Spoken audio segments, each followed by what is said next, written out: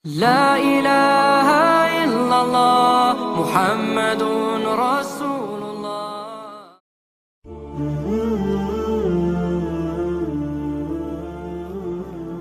عن المغيرة بن شعبة رضي الله عنه عن النبي صلى الله عليه وسلم قال: إن الله حرم عليكم عقوق الأمهات ومنع النهات ووأد البنات وكره لكم قيل وقال وكثرة السؤال وإضاعة المال.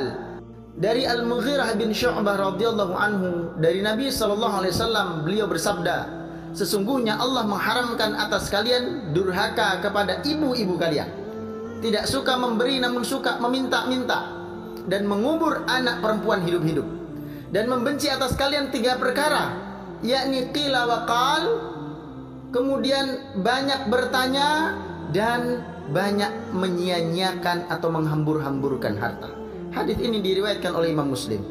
Ikhwati fillah rahimakumullah, ada 6 akhlak buruk yang Rasulullah SAW sebutkan di dalam hadis ini, yang sudah tentu jika suatu perkara disebut buruk oleh Allah dan Rasulnya, berarti perkara ini adalah jalan petaka bagi manusia di dunia maupun di akhirat. Maka wajib bagi kita untuk menjauhinya.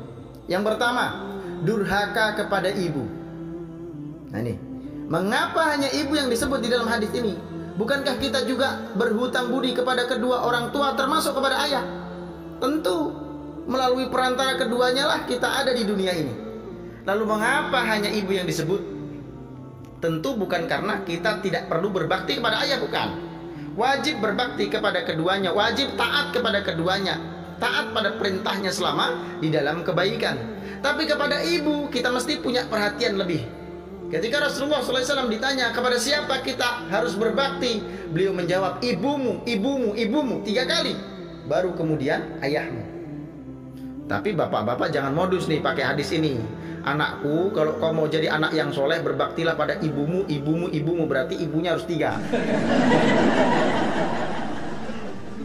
Ibu adalah makhluk dengan jasa yang tak terganti, tak akan terbalas jasanya oleh kita anaknya.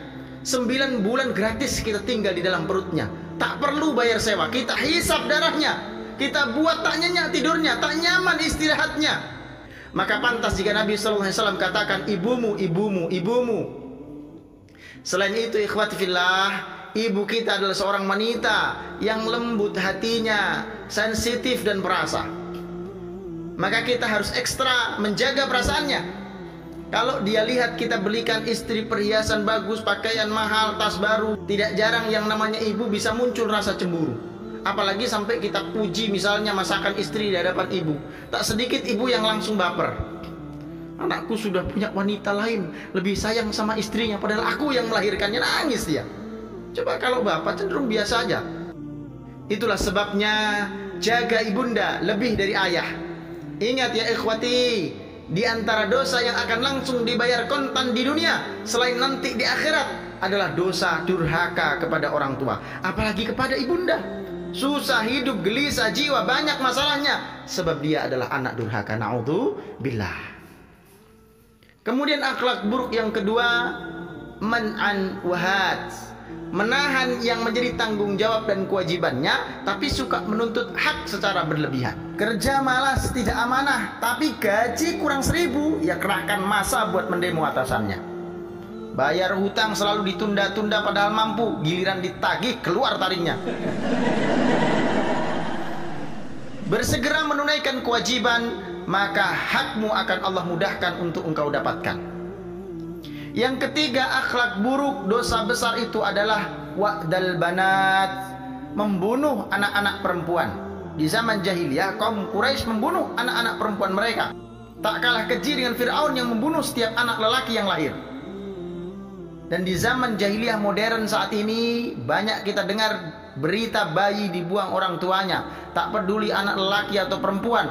Bahkan belum ketahuan lelaki atau perempuan sudah dibunuh, digugurkan dari kandungannya, aborsi banyak terjadi. Sebab apa? Sebab hamil di luar pernikahan yang tidak diinginkan, atau bahkan orang tua yang tidak siap merawat dan membesarkan. Ternyata masyarakat yang katanya modern ini lebih barbar daripada Abu Jahal bahkan Fir'aun. Alhamdulillah.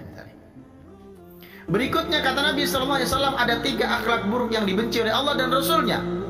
Wa karihalakum qila wa qal. Yang pertama qila wa qal. Apa itu qila wa qal? Suka bergosip, suka menebar berita yang belum jelas, baru katanya alias kabar burung kata orang sekarang. Padahal burung juga nggak pernah ikut-ikutan itu. Cukuplah seseorang dikatakan pendusta jika ia selalu mengatakan segala apa yang ia dengar. Demikian kata Rasulullah SAW dalam sebuah riwayat. Jadi apa yang ia dengar belum diklarifikasi, belum dicek kebenarannya, itu sudah ia sampaikan, sudah ia sebarkan. Ketika kita dapat berita, apakah berita itu dari dunia nyata maupun dari dunia maya, dari medsos dan lain sebagainya, maka pastikan dulu kebenarannya. Kalau sudah valid, perlu kita timbang maslahatnya. Kalau tidak bawa maslahat, tidak perlu disebarkan. Apalagi kalau berita itu sudah tidak valid alias hoax, tidak manfaat lagi, tahan lisan, tahan jempol untuk menyebarkannya.